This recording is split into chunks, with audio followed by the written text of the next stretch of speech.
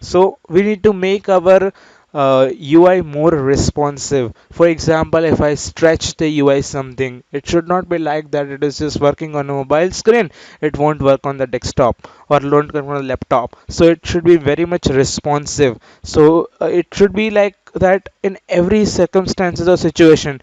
What you have seen some applications, if you just minimize this and try to minimize up to the thinnest level, it will try to accommodate each and every information into that phase also, even if it goes very bad, but still it will try to manage.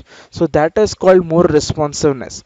To make the layout truly responsive, we need to set an initial size for which the height and width attributes are satisfied. So the tk.board will set the expand keyboard, that is sometimes we expand the screen, we maximize the screen or application screen to the whole our laptop or desktop screen. So this is making more responsive. It should not be like that I have just created with 100, so it will just remain in the 100 width. If I click on this maximize button, it should be placed accordingly.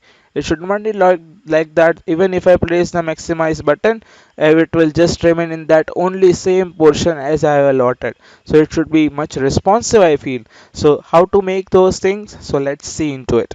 See, this is a GIF. I've created the special GIF. See, so as per the window size, it should be working.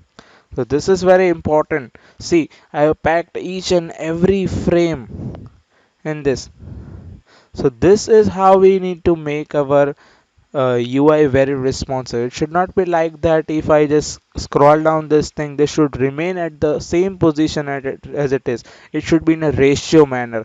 This is how dot pack works. So it is quite smart enough.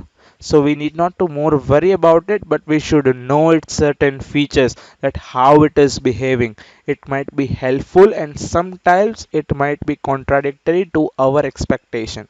So this is pros and cons of every feature.